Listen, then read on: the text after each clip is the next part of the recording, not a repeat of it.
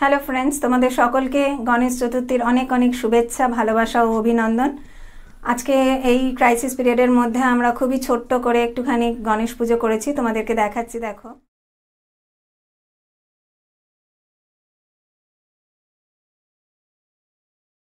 বাড়িতে পুজো হয়েছে, সেই জন্য আজ আমরা অন্ন খাবো না, তাই লুচি করতে হবে। আর যারা আমার ভিডিও দেখো তারা জানবে যে আমি যখন পটল ভাপা ভিডিওটা করেছিলাম সেখানে তোমাদের একটা ভেজ থালি দেখিয়েছিলাম। সেখানে ছোলার ডাল করেছিলাম আমি, কিন্তু তোমাদের সাথে সেটা আমার শেয়ার করা সম্ভব হয়নি সেদিন। আমার কথাটা মাথায় ছিল, তাই আজকে আমি ভাবলাম তোমাদের সাথে এই ছোলার ডালের রেসিপিটা আমার শেয়ার করি। তাহলে চলো রান্নাঘরে গিয়ে রান্নাটা করে দেখাই, কিন্তু তার আগে তোমরা অবশ্যই আমার চ্যানেলটা সাবস্ক্রাইব করো এবং বেল আইকনটা প্রেস করো। ডাল করতে আমি কি কি ব্যবহার করছি সেগুলো তোমাদেরকে দেখিয়ে দিই।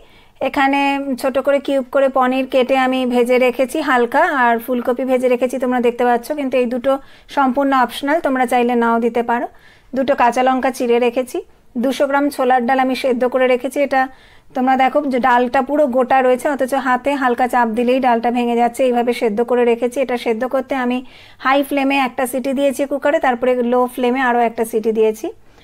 আর স্বাদ মতো নুন চিনি তো লাগবেই। আর এই পেস্টটা যেটা আমি তৈরি করেছি, এটার মধ্যে 1 টেবিল চামচ আদা বাটা আছে, 1/2 টিস্পুন ধনে গুঁড়ো, 1/2 টিস্পুন জিরে গুঁড়ো আর 1 টিস্পুন হলুদ দিয়ে এইভাবে একটা পেস্ট তৈরি করে রেখেছি। ছোট ছোট করে নারকেল এইভাবে কেটে রেখেছি, 1 টেবিল চামচ নারকেল কোড়া রেখেছি। আর ফোড়নের জন্য 2টো শুকনো লঙ্কা, 2টো তেজপাতা, 1/4 টিস্পুন গোটা জিরে, ছোট্ট একটা দারচিনি, 2টো এলাচ আর 4টে লবঙ্গ রেখেছি। এই গরম মশলাটা আমি ফোড়নে দেওয়ার সময় ক্রাশ করে নেব। 1/4 টিস্পুন হিং রেখেছি আর 1 টেবিল চামচ ঘি রেখেছি।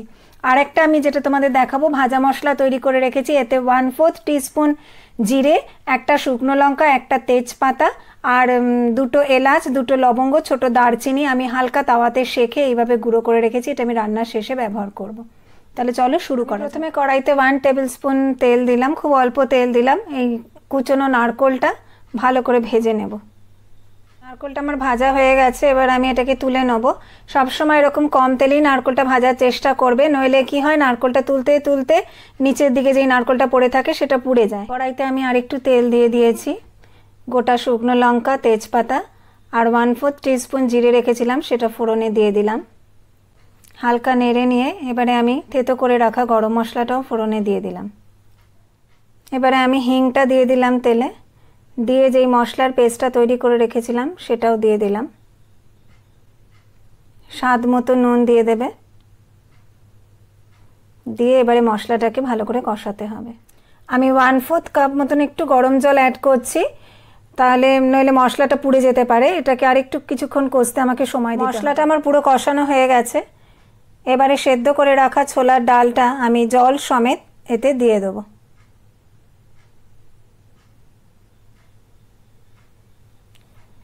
আমি চেরা কাঁচা লঙ্কাটা দিয়ে দিলাম, দিয়ে ডালটাকে আরও কিছুক্ষণ ফুটতে সময় দেব। নারকেল কোড়াটা এখন দিয়ে আরও কিছুক্ষণ ফোটাবো। আমি 3 টিস্পুন চিনি দিলাম, তোমরা তোমাদের স্বাদ অনুযায়ী দেবে। ডালটা আমার ভালো মতন ফুটে গেছে। এবারে আমি ভেজে রাখা নারকেলটা, ভেজে রাখা পনির আর ফুলকপিগুলো ডালের মধ্যে দিয়ে ভালো করে মিশিয়ে নেব। ডালটা আমার পুরো তৈরি হয়ে গেছে। আমি এখন গ্যাসটা অফ করে দেব, কারণ ডালটা থাকতে থাকতে আরেকটু টেনে ঘন হয়ে যাবে। তোমরা চাইলে যদি আরও শুকনো খেতে পছন্দ করো তাহলে তোমরা আরেকটু শুকিয়ে নিতে পারো। এবারে আমি 1 টেবিল চামচ ঘি আর যেই ভাজা মশলাটা আমি তৈরি করে রেখেছিলাম সেটা দিয়ে ভালো করে মিশিয়ে নেব।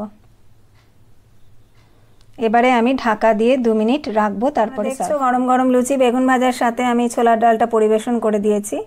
আর পাশে আলু পনিরের একটা সম্পূর্ণ নিরামিষ তরকারি রেখেছি। এটা আজকে আমি শেয়ার করতে পারলাম না, কিন্তু পরে অবশ্যই এটা শেয়ার করব। তাহলে তোমাদের আজকের রান্নাটা কেমন লাগলো সেটা আমাকে কমেন্ট করে জানিও। আর রান্নাটা যদি ভালো লেগে থাকে তাহলে অবশ্যই লাইক করো এবং বন্ধুদের সাথে শেয়ার করতে ভুলো না। সবাই খুব সাবধানে থেকো। নমস্কার।